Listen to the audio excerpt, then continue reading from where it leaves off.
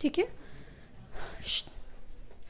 तो एक हमने ऑक्सीजन कंप्लीट कर लिया, दूसरा जिब्रेलिक कंप्लीट कर लिया, तीसरा हम लोग डिस्कस करेंगे कौन सा, साइटोकाइनिन। इसको याद करना सबसे आसान है, बताऊंगी ना। साइटो मतलब क्या होता है, सेल, काइनिन मतलब डिवीजन, क्योंकि ये प्लांट हार्मोन करता ही क्या है, सेल डिवीजन को इंड्यूस करता है, दैट्स वाई इसका नाम ही क्या रख दिया गया, साइटोकाइनिन रख दिया गया। तो सेम लाइक पहले हम लोग क्या पढ़ेंगे यहाँ पे, डिस्कवरी, फिर बायोसिंथेसिस,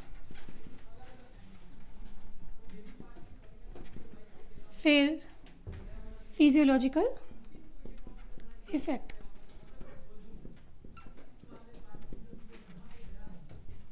फिजियोलॉजिकल इफेक्ट्स।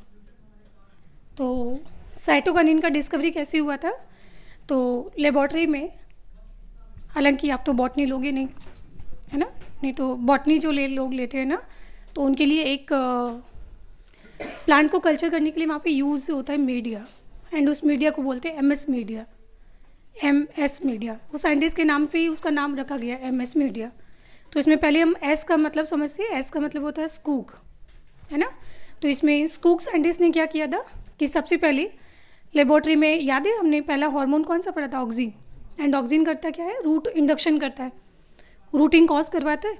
तो उन्होंने क्या किया था कि लेबोरेटरी में एक पैट्री प्लेट में, नहीं टेस्ट ट्यूब के अंदर वो कल्चर कर रहे थे किसको, टोबैको प्लांट को।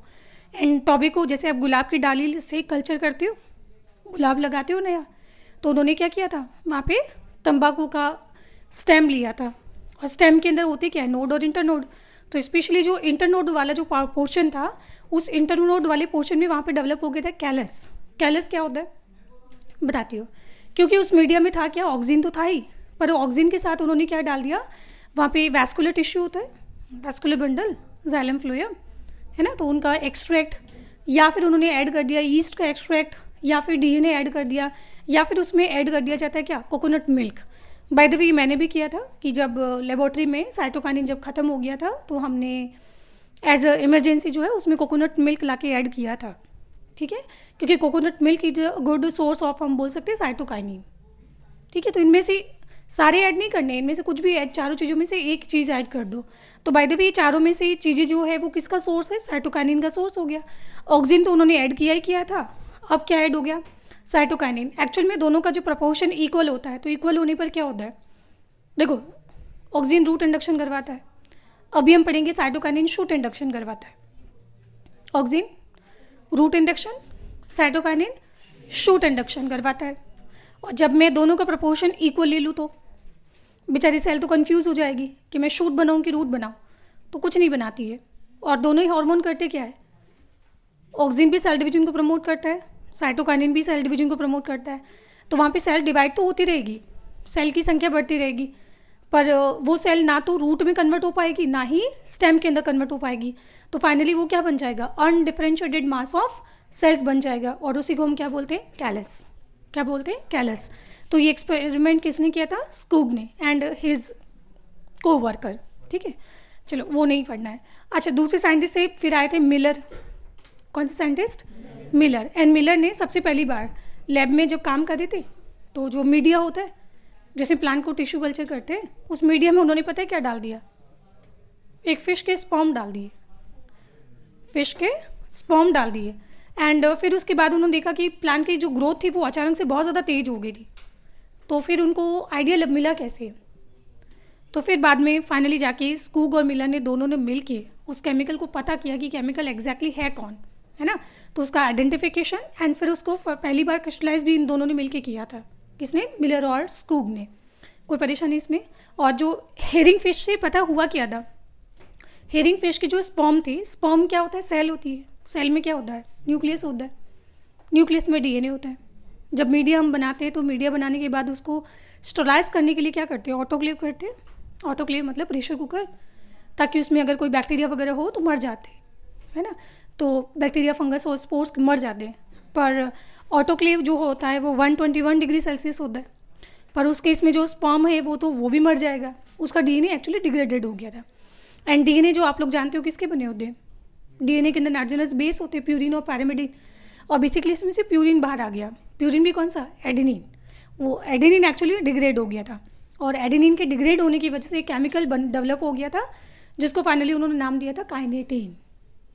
क्या नाम दिया उन्होंने, काइनेटीन।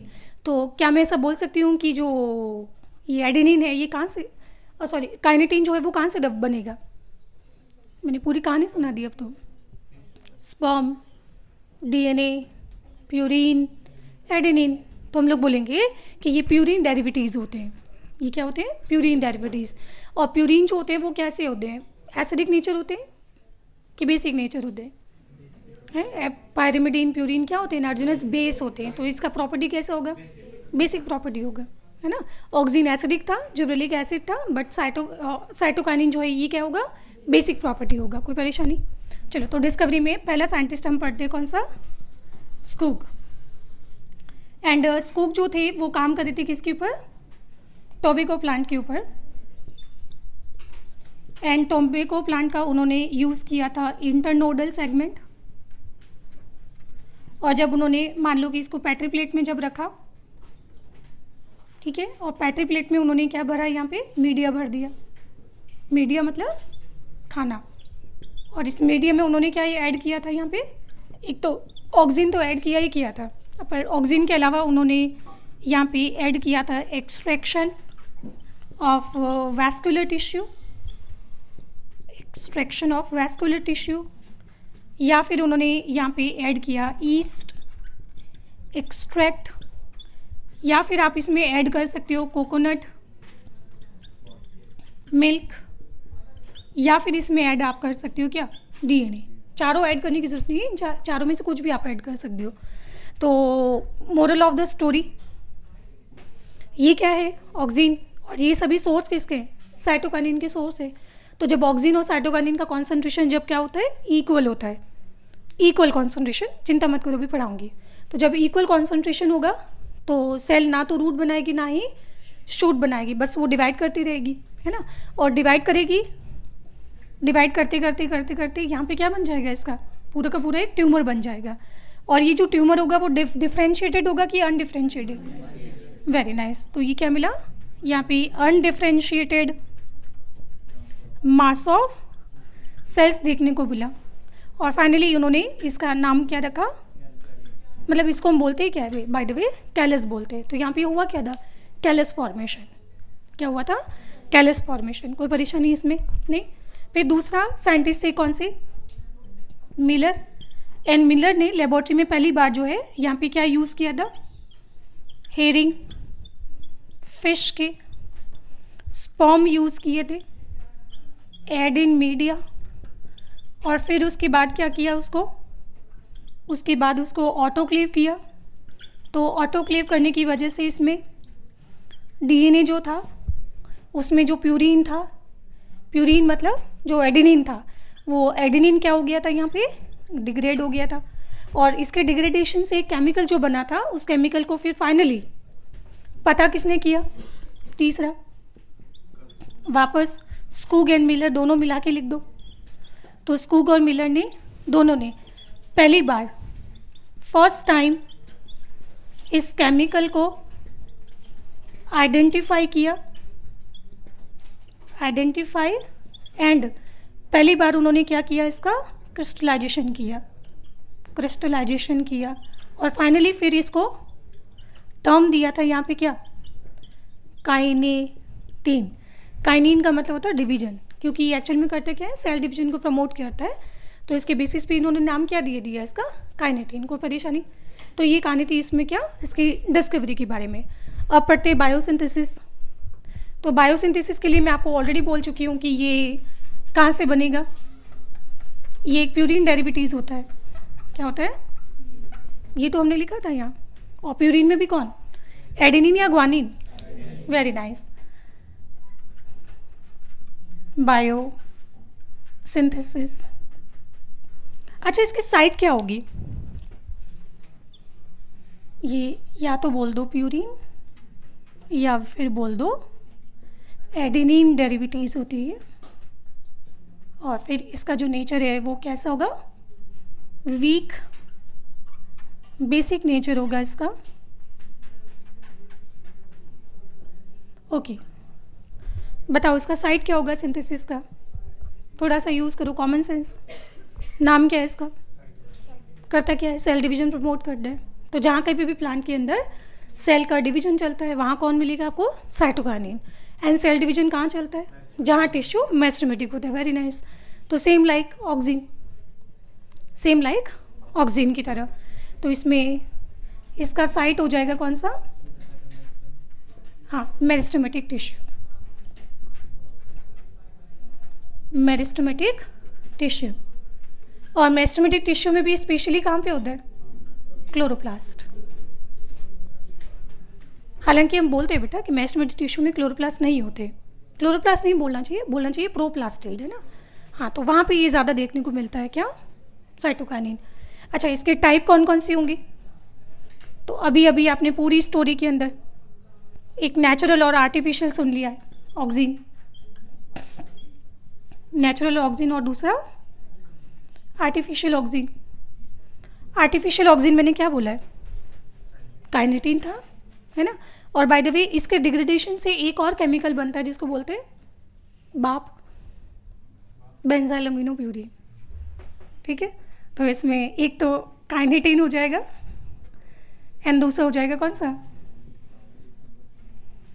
देखो नाम में क्या आ रहा है प्यूरीन, तो उसको बोलते हैं benzyl amino purine, benzyl amino purine. ठीक है, और नेचुरल ऑक्सीन का एक नाम है that is zeatin. Zea means क्या होता है, भुट्टा खाते हो, हाँ तो भुट्टे को जब खाते हो तो आपको नहीं लगता उसमें से कुछ मिल्की सब्सटेंस बाहर आता है, मिल्की सब्सटेंस सेम लाइक जैसे कोकोनट मिल्क होता है। हाँ तो वहाँ पे भी हम बोलते हैं कि वो भी अगेन क्या है, गुड सोर्स हो गया किसका, साइटोकाइनिन का। तो क्योंकि ये कोकोनट नहीं, जिया मेज भुट्टे में मिलता है, दैट्स वाई इसका नाम क्या रखा गया था यहाँ पे, जियाटिन। कोई परेशानी इसमें नहीं। चलो ये कंप्लीट हो गया। नेक्स्ट हम पढ़ते हैं इसमें फिजियोलॉजिकल इफेक्ट। फिजियोलॉजिकल इफेक्ट याद करने की मैं आपको ट्रिक बताती हूँ। बाय द वे इसमें ट्रिक याद रखना, एंटी एजिंग हार्मोन, क्या बोलते हैं इसको, एंटी एजिंग हार्मोन याद रखना। अब बताओ प्लांट को बुढ़ापे से या फिर सेनेसेंस से कैसे रोका जा सकता है, इसके क्या क्या तरीके होंगे। जैसे मान लो प्लांट के अंदर जो है वो बूढ़ा होता जा रहा है, सेनेसेंस होता जा रहा है, अगर उसके ऊपर मैं साइटोकाइनिन का स्प्रे कर दूँ तो साइटोकाइनिन उसको बुढ़ापे में जाने से कैसे रोकेगा। पत्तियाँ पीली पड़ जाती है तो उन पत्तियों में ये नए क्लोरोफिल के फॉर्मेशन को प्रमोट करेगा, इवन नए क्लोरोप्लास्ट के ना फॉर्मेशन को प्रमोट करेगा। तो पत्तियाँ वापस क्या हो जाएगी, ग्रीन। या फिर जो ग्रीन नहीं होगी तो उनमें वो क्या करेगा, बिल्कुल जो नई लीफ होगी, नई लीफ यंग लीफ की फॉर्मेशन को प्रमोट करेगा। और जितनी ज़्यादा नई लीफ बनेगी, ग्रीन लीफ बनेगी, तो उसमें क्या होगा, वापस वो यंग होता जाएगा। या फिर इसके अलावा ये नई ब्रांचेस की फॉर्मेशन को प्रमोट करते हैं। और ब्रांचेस आपने शायद सुना होगा कि एक्सिलरी बर्ड पढ़ाया था और एक हमने अपाकल बर्ड पढ़ा था। तो ये एक्सिलरी बर्ड की फॉर्मेशन को प्रमोट करता है। एंड कॉमन सेंस की बात है, जितनी ज़्यादा ब्रांचेस होगी अगेन उसके ऊपर नंबर ऑफ लीव्स जो है वो वापस क्या होगी, नई ज़्यादा लगेगी। तो उसकी वजह से वो क्या कर रहा है, एंटी एजिंग, है ना। इसके अलावा सेनेसेंस को डिले कैसे करेगा, जैसे एक शाहरुख खान को देख लो, एक हमारे पापा को देख लो, है फ़र्क लगता है कि नहीं लगता है उम्र का। और दोनों की उम्र में मेन रीज़न क्या है वहाँ पे, एक तो स्ट्रेस तो है ही है, प्लस डाइट सबसे ज़्यादा इंपॉर्टेंट रोल प्ले करता है। तो आपने देखा होगा शाहरुख खान का डाइट कितना अच्छा होता है और हमारे पापा का कि बस खाना मिल जाए, है। तो बेसिकली न्यूट्रिएंट्स का अगर मोबिलाइजेशन अगर फास्ट हो, ज़्यादा अच्छा हो, तो उसकी वजह से डाइट अच्छी मिलेगी, तो उसकी वजह से एजिंग क्या हो सकती है, डिले हो सकती है। तो एग्जैक्टली ये न्यूट्रिएंट मोबिलाइजेशन को जो है प्रमोट करता है। ठीक है, तो ये सारे तरीके होते हैं, इस तरह से ये क्या कर रहा है, एंटी एजिंग आप बोल सकते हो। तो एंटी एजिंग में बताओ क्या क्या किया है इसने। सबसे पहली न्यू लीव्स फॉर्मेशन को ये क्या कर रहा है, प्रमोट कर रहा है। और जो पुरानी लीव भी हो गई होगी तो उसमें क्या करता है ये, न्यू क्लोरोप्लास्ट फॉर्मेशन को क्या करेगा, प्रमोट करेगा। तीसरा, न्यूट्रेंट मोबिलाइजेशन को भी क्या करेगा, ये प्रमोट करेगा। और जितना ज़्यादा न्यूट्रेंट का मोबिलाइजेशन ज़्यादा होगा तो एजिंग क्या होगी, डिले हो जाएगी। एंड एजिंग को डिले करना मतलब क्या होता है कि सेनेसेंस को ये क्या कर रहा है, इट डिले सेनेसेंस। और अगर मान लो कि नई लीफ बनानी है बिल्कुल, तो मैं बोल सकती हूँ ना कि ब्रांचेस को बढ़ाकर ये नई लीफ के फॉर्मेशन को प्रमोट करता है ना। जैसे आपने पढ़ा होगा कि शूट अपाइकल मेरिस्टेम है, और फिर यहाँ पे आपने ऑक्सीन के अंदर पढ़ा था कि ये कौन सी बर्ड होती है, एक्सिलरी होती है बर्ड। तो बाय द वे इसमें ट्रिक याद रखना कि इस जगह पे हम बोलते हैं कि ऑक्सीन ज़्यादा होता है और इस जगह पे ऑक्सीन क्या होता है, कम होता है। तो इसका बिल्कुल विपरीत, इस जगह पे क्या होता है, साइटोकाइनिन जो है वो ज़्यादा होता है। तो जब कभी भी एक्सिलरी बर्ड के अंदर, सुनना ध्यान से, जब कभी भी एक्सिलरी बर्ड के अंदर साइटोकाइनिन का कंसंट्रेशन जब ऑक्सीन से ज़्यादा होगा, तो मैंने बोला भी था कि साइटोकाइनिन करता क्या है, शूट इंडक्शन करता है ना। तो उसकी वजह से क्या होगा, ये पार्ट ऐसे हो जाएगा। तो आपको नहीं लग रहा है कि ये तो अपाइकल डोमिनेंस को ख़त्म कर रहा है, ये तो एंटी ऑक्सीन हो गया। Very nice. तो हम लोग बोलेंगे कि इसका पहला और काम क्या हो जाएगा, lateral shoot growth, lateral shoot formation. और लेटरल शूट का मतलब मैं ब्रांचेस की बात कर रही हूँ, है ना। और इस तरह से इसी को हम लोग और क्या लिख सकते हैं कि ये अपाइकल डोमिनेंस को क्या कर रहा है, इट ओवरकम अपाइकल डोमिनेंस। तो इस तरह से ये तो एंटी ऑक्सीन हो गया, क्या हो गया, एंटी ऑक्सीन हो गया। और उसके अलावा इसका सातवां लास्ट काम कि इसको कहाँ पे यूज़ किया जाता है, use in plant tissue culture. अब प्लांट टिश्यू कल्चर में हम जब इसको यूज़ करते हैं तो उसके तरीके क्या है, जो आप वैसे तो शायद पढ़ चुके हो। तो इसके 3 तरीके हैं कि वैसे प्लांट टिश्यू कल्चर में हम यूज़ क्या करते हैं, ऑक्सीन और साइटोकाइनिन, पर इनको यूज़ करने का एक तरीका होता है। देखो, auxin upon cytokinin is equal to 1, auxin upon cytokinin is greater than 1, auxin upon cytokinin is less than 1। क्या मतलब हुआ कि यहाँ पे दोनों का रेशियो 1 है, इसका मतलब दोनों की कंसंट्रेशन क्या है, बराबर है। यहाँ पे इसका रेशियो 1 से ज़्यादा है, इसका मतलब क्या हुआ कि ऊपर वाली वैल्यू ज़्यादा है, नीचे वाली वैल्यू कम है। तो जब कभी भी ऑक्सीन की कंसंट्रेशन साइटोकाइनिन से ज़्यादा होगी तो ये क्या करेगा, रूट इंडक्शन करता है। ये क्या करता है, हाँ, रूटिंग करवाता है। और फिर कभी भी अगर साइटोकाइनिन की कंसंट्रेशन ऑक्सीन से अगर ज़्यादा हुई तो ये क्या करेगा, शूट इंडक्शन। और हमने लिखा भी था कि लेटरल शूट फॉर्मेशन को प्रमोट करता है, तो शूट इंडक्शन करवाता है। ठीक है।